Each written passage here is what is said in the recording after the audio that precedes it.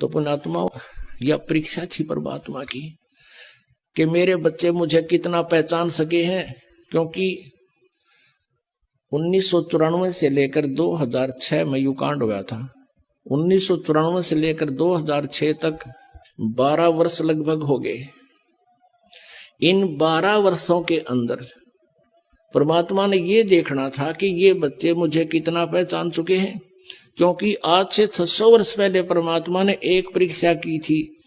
एक वैश्या को, सुप्रसिद्ध वैश्या को हाथी पर बैठा के और हाथ में गंगा जल लेकर बोतल में और मुंह का लगा के, और उस वैश्या को हाथी पर बैठा के पूरे बाजार में घूम गए।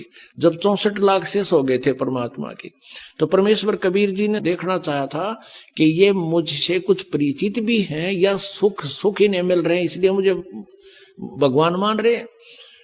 तो उसमें क्या हुआ कि सभी के सभी इस लीला को देखकर 64 लाख के 64 लाख भगवान से विमुख हो गए। लोक वेद सुन के दुनिया कहने लगी, देख थारे गुरुजी ने कितने निकम्मे हैं, ये कैसा जुल्म कर रहे हैं, सरेआम वैश्यावर्ती कर रहे हैं, शराब पी रहे हैं, वैश्या को साथ लिए।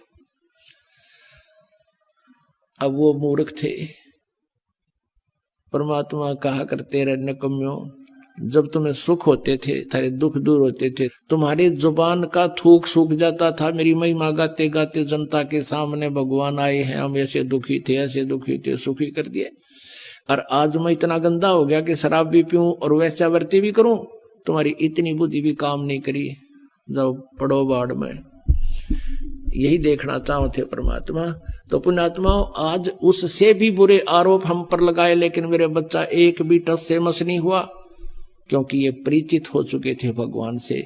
तो इस शिक्षा का हमें ये लाभ हुआ है कि हम भगवान को पहचान रहे हैं। यह परीक्षा थी।